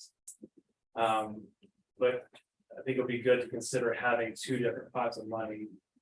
Encouraging people to really apply for the funds now. So that we can work that into our budget for next year. And then having I think a smaller pot of money available for the rest of the year for other opportunities there. So thinking about that, do we have a board discretionary fund? Versus saying, for nonprofits, so that when we had things come up. That they weren't necessarily nonprofits, but even if it was an unbudgeted item. That wasn't huge. Anyway, that's just. I mean, the board can always do that. I mean, we can try to plan to the best of our ability and help set a little bit of an expectation with the public on what funds are available. Yeah. I think that it really encourages good stewardship for the taxpayers. But obviously, if things go well next year, we have a strong sales tax season, we hit our goals for what the total tax revenue, and it can open up some other opportunities for some additional funds to be allocated to that secondary pot throughout the year, or to push forward some other projects. that have a challenge.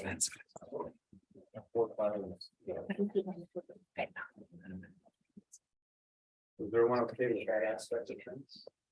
Primary pots to be advertised for first round for November 3rd deadline, if this is good tonight. I don't think anybody. And then looking at a secondary pot. We're not gonna identify them tonight, although identify them through the budget process. Why have a second? Why are we doing this? We're gonna have enough fun. Right. I'm with the one. People should be organized, and they should know what they're doing, and if they're not thinking a year in advance, they shouldn't be having to money. One of the reasons I say it is because the Graham Foundation can have much better. Like they were saying, and the Graham Foundation presentation, so they check their 501c3 status, they should have current with that. Why don't we just put all the money? What's that? Yeah, it's still pull, just put all the money. Right, we don't have to allocate all of it, right, we don't have a little extra in that. 10 or 50% as an emergency reserve for unexpected. But maybe our unexpected funding isn't a 501c3, and that's who they'll work with. You have to be a 501c3, I believe, don't you? We can No, give- we For can give- funding, no, but. no, we can give, we can give our money to whoever we want. Do you think the liquor store is a 501c3 that we put asphalt in front of? No, but that's, so because of the ground foundation spot. That's No, what I'm saying. So It's more money. They're gonna do it to how we define. Okay, But it doesn't have to be a 501c3. It could be the family in downtown Fraser whose house burns down and needs money that comes in and says, hey, so I don't know about the budget part of it. So yeah, I could do a very general, so like the committee, which I identified the next part was to be. Recommendation is town manager and 2 appointed trustees to be part of the committee to help evaluate these the Grand Foundation staff. Otherwise, if you want to see something different, if you want it to be entirely elected officials. And I have one less thing to worry about. That's okay, but I would encourage the town manager to be a part of the process, just to be a good fiduciary representative for the town's budget. Okay. And to be able to pull in our finance director.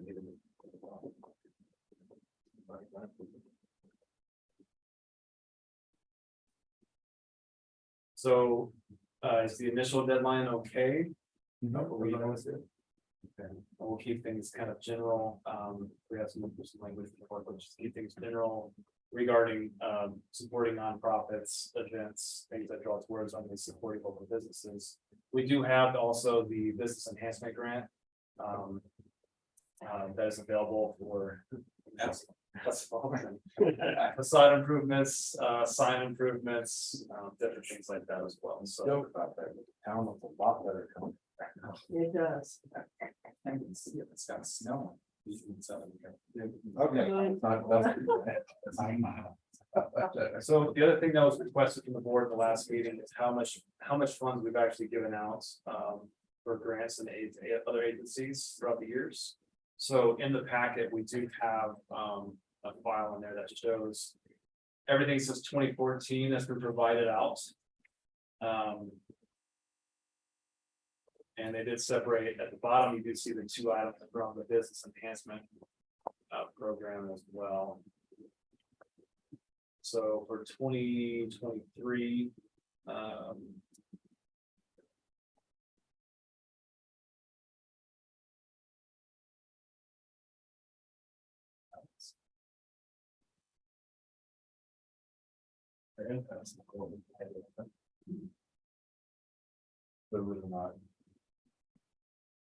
that's not a.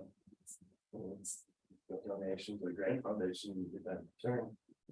It's more of that. The town should have. Okay. Yeah. Is everybody okay with how we're doing this? Yeah. Then you wanna make a motion? So did. Was it 1 day a year? Is that what? Yeah, unless it's an emergency, we can make that decision with the X number of dollars in the fund for an emergency situation. Will be a little flexible throughout the year, depending on how sales tax revenues go. But the idea, since what Parnell says, trying to encourage people to, hey, this is what we're planning for, looking at a year in advance, and actually trying to give us a heads up of what they're looking for, so that we can do a better balanced budget and not be trying to figure out how we're going to come up with funds that maybe the board. But the fiscal analysis and the vetting, foundation would be significant. With this as well. So how will people know about this November 3rd? So If they have not. Then we have not given them money before. So Megan will be pushing that out to the Grand Foundation outlets. We'll be sharing it for our outlets as well. So we'll have a really good approach as far as informing the public about that. I can do it on Facebook, I mean. So I'll go on Facebook, but it's on. Giving away money. It's a free month. You can also reference. Just know one organization that carries. I move to approve resolution 2020-0908 to have a Fraser fund a donor inside of the Grand Foundation. Second. Any further discussion? I still think it should be stay with the town of Fraser. No on this, so let's do a roll call. Fisher, right? Waldo, I. Circlinic, aye. Quinn, aye. Souls, I. Gregory, aye. Vanderhill, nay. Like having control. We know you like having control. Like that seat. Very good. And we both have fun on board, right? You got the Don't get pictures started. ready? Okay. Have the pictures ready? Oh, yes. Okay, no problem. Okay. So we're gonna do updates, and Michael's gonna start first. You have- Oh, what? The only update that I have, I talked to Chris Thorne about being our wastewater treatment plant attorney, representative of town of Fraser. He's very interested in next, so he'll be welcome to us soon, and likely reflect the same rates that we got for the water, so. That'll be very sure. That's awesome. That's good. Great. Next. Okay, Paul? And here it comes. Couple updates in the CIPs, and Sarah's gonna bring up just a couple photos we have. They're in the Starting with downloads Lions folder. Pond. They're on the, Lions Pond is scheduled to be delivered, set on site October 4th. So hopefully everything works out. They're shipping it, the crane company will be here to offload it and put it in place. She gets the pictures up, but The electric has been run, the transformers on site, the utilities are slugged out. The one holdup is the utilities. So that is currently on bid next, ready to go out to bid and close it. Well, it's out. It closes on Monday. So Conroy, I think, is going to be bidding, and then we have somebody else maybe from the Front Range who is going to bid. And then I got a phone call today from a contractor who says that they bid last time. Not sure, I couldn't find where there's any bids in BidNet for that. That's a picture for the sewer, so you can go to the pond. Obviously, they come over, there you go, back one. So that's the foundation that's on site. We've been out there. Remember at Fire and Ice, that's the big, that's the area that was surrounded by the orange fence. So the electric is there, we're ready to go. Hopefully we get a good bid and we can get somebody there and get it hooked up. And have it ready for to be operational this winter. They are heated, so if we wanted to have them open for something, an event after dark, we could possibly have those open. The costs are climbing for this project. So all the talk of excess tax revenue will help fund the overages on this project. So we're not quite to the California $1 million bathroom, but getting close. They're not What was moving. that? Yeah. We can maybe paint. Hey, I'm sorry. Could you, whoever is talking, could you put your phones on mute? I don't know if it's Leslie or who is running the slides, because you're talking over the presenter. My microphone's not even on. Is yours? Somebody's microphone's on. It's not. Okay. Through the computer, the one running, it's the computer that's running the slideshow. Yeah. Just please mute yourself. Thank you. Sarah. So the pictures are kind of out of order, but we can move to the buyer's water line. So as you go back one picture. So unfortunately, the truck picture, please. Sorry.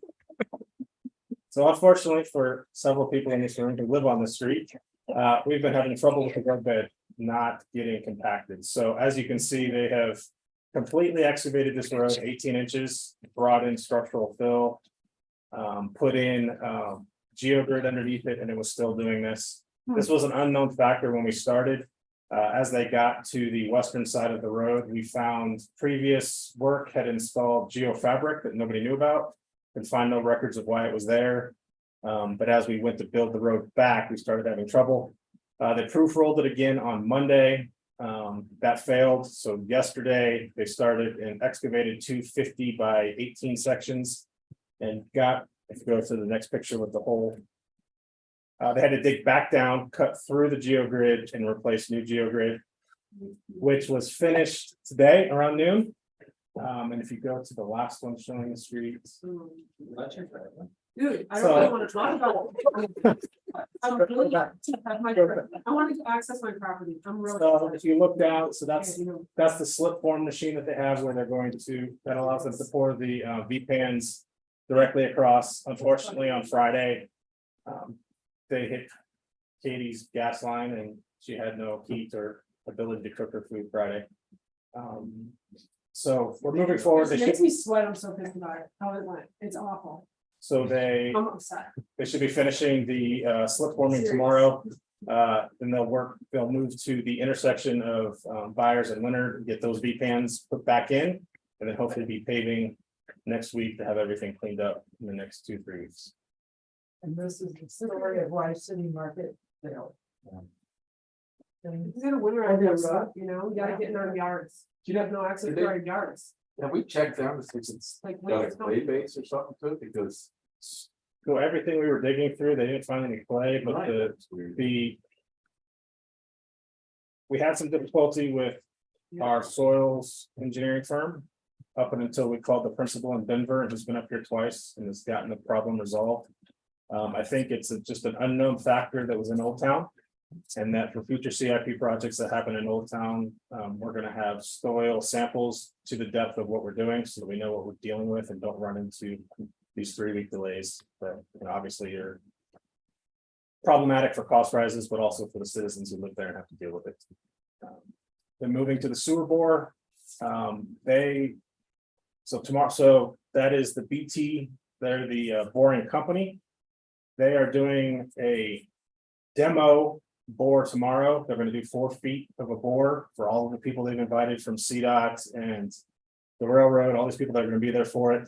It's from 9 to 12, then we wants to show up and see it. Rail Pros has delayed the bore to the weekend, so they will be doing a 24-hour bore from Friday through Saturday to get all the way under the road. So they anticipate about, from the start this week, about a 10-day process to get the bore in. Then Conroy will build the manhole in Railroad and then get the new manhole here in Leonard, hopefully be out of there in 3 to 4 weeks. So I know I'm gonna get questions from a certain person that you had conversations with. Were there any other boreholes in that area? Not that anybody is aware of. Yeah. So there's the original borehole of the line that is currently running under the railroad that we're going next to. That's everything there. And then one final update, Brad, this morning, did a video with Sarah to put an update on social media so that the citizens can see what's going on those 3 sites as well. How did it go for kids and drop off today? Use your mic. I'm sorry. How did it go for the children and? So drop off, Monday morning, Brad had to help a little bit. We stood and observed Monday afternoon. Yesterday, we did nothing, and today we've done nothing. And we haven't gotten the first phone call. I think it was just dealing with, the principal wanted certain things that weren't feasible. So we went ahead and put the cones in the way. We knew people could actually make turns and U-turns, and it does work. So there's been a little bit of confusion coming out, just getting people to continue to flow. People are trying to be cautious, so. Just like what happened when we did the Highway 40 bore, I think it just took a day or two, and now people understand what to do, and hopefully we can get the road open, get it back to their normal pickup times. Otherwise, try to get at Brad's office, there's taking over there. Yep. Yeah, I've been there for drop off and pickup and it seemed pretty smooth. Good. I thought so too. Yeah. Thanks, Bob. Super quick. They stopped in and gave you guys a little letter that was in the packet. But they also dropped off a gigantic gift card for a pair of skis for one of the town board members from a local company that makes skis in Fraser. So I don't know how you guys want to do it. I suggested Fight Club. Yeah. So Fight Club after the board meeting was my idea. I suggested. Right. I'm so angry about ours. Did anybody attend the festival? How was it? It was really good. It looked, I saw like all the videos. I got to see a couple bits and pieces of the film in between things I didn't know I had until my alarm went off. Yeah. That was wonderful. Good. It was great. Good. What they pulled off was fantastic. Yeah, Parks and Connor said that they saw you there and that you commented how great it was. So they were. Can you get names for acts that can deal with this? Yeah.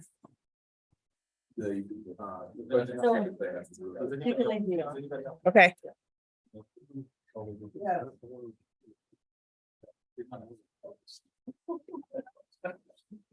Yeah, it's not there, and I told the person, but I didn't know about it. I told her that because Fraser's, you know. Got Brian. Drivers, so we stayed there. Somehow. You got Ryan? Brian. Katie said to leave her out. Okay. I said to leave her out. Really well. Except for my flex Katie. had a bunch of shoes on it. So, Is that it? Philip doesn't. Eileen? And I wasn't sure where. The list. The list, yeah. I guess I should do the rest. Michael's got it top. Oh, this is good. So where's the info on? All right, so we left out Katie and Philip. Per Katie's request. Fight Club. We got everybody else, right? I don't want to be responsible for. Now. Wait, do you have 5 there, Michael? I feel like we missed somebody.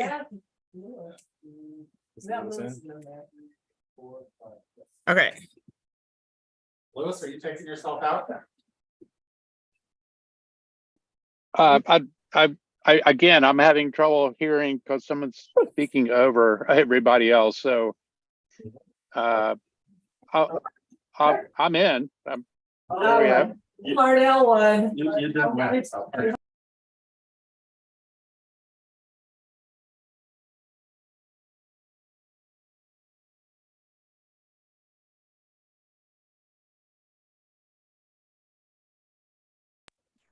Thank you. That's all good information. I love that. Oh, Go ahead, Michael. Michael, what's gonna be last? I think Michael likes to be last. October 18th, I'm gonna be out of state. That is a second board meeting in October. It's a fairly straightforward board meeting that I have staff ready for. I would try to make it if my flight is delayed, but it's right during the board meeting time. That's again for October 18th. So we could. I think we can. We could go for the 17th if you want us. We could do it on a Tuesday night. That we could do like. But I think you could that's take about a meeting or $12 option. cheaper to fly Sure. or something. So Sarah. absolutely, I have full confidence. Yeah. Sarah sit up there. We could just cancel it. I know what's happening. We can't cancel it. We don't have, when we cancel the meeting, we have like a 9-hour meeting. Yeah. Oh, yeah, we don't want to do that I again. don't know. We're not doubling up meetings, so. Okay. We're okay with that. Yeah, Yeah. where is the list for the acceptable electronic? Oh, we're back on that. Oh, I haven't gotten an answer. It's any electronic. And is it on our website? That was made after. Posted on our, it's an event on our Facebook page right now. I will send it to, Yeah, but if you have link to the website, you'll send it. I'll send it to all the trustees. Hey, Brian, you're up. All right, so I mentioned this when we were eating, but I figured I should mention it during the board meeting. So there's a chance that we can be moved out of our Northwest Transportation Planning Region. We've already sent a letter saying that we want to be part of the Northwest TPR. But CDOT is kind of throwing this idea around that we'll be put in a mix with Summit and Clear Creek and I think Gilpin and basically put all the funding that we would normally get to I-70 and how it's how I posted this. So like I said, we've submitted a letter already saying we want to stick with the Northwest TPR, but do we want to do another letter that says we do not want to be part of this other group? Looking for now. We want to stick with Northwest TPR. Yeah. We don't want to get. So, some of the guys are emoji, your space. No. They're gonna create a new one. A new, so it's called Intermountain now, and it has Eagle and Garfield in it, and they're gonna split those off and then make this other one. Garfield, and what about, is it? Right over the hill, is it, which county is it? Clear Creek. Which one is this? Clear Creek would be in this new one. So it is, which one? I think it's something, instead of it, because if Clear Creek is in there, then that covers Bertha Pass. And that side of the pass was getting all the attention. Well, that's the staffing's better on that side of the plan. Right. Right, but So, but that's maintenance, that's different than this. Oh, okay. Northwest CPR is capital planning, so we have wanted to make Bertha Pass 4 lanes. You know, that was just whether to do that. Hmm. So, again, Okay. all Capital, planning. not maintenance. Yeah. Prevents us from Please being repeat biased. which. Gotcha. Which is your recommendation? So the counties that they're trying to put together would be Grand, Summit, Clear Creek, I believe Gilpin. And then the other Intermountain would remain Eagle, Garfield, Lake. So, but yeah, basically it would be this I-70 corridor and then us. It just doesn't make any sense. We want Highway 40 to be in one transportation plan.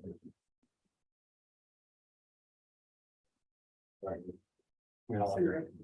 Okay, yeah, we should write it out. Reiterate. Okay, thank you. Any other update? Nothing? I did notice that Parnell's name was on every one of these. Perfect. Both. Whatever it takes, man. I don't know. What are you doing? Let's let them know this is gonna get to. Actually, I've already filled it out. I've already set up the ballot, there's only one name on it at all. That's funny. Mark Ryan, no, take Cornell. I moved to adjourn. I'll second that. 9:09. Further discussion? All in favor? Right. Aye. 9:09. Yeah. 9:09.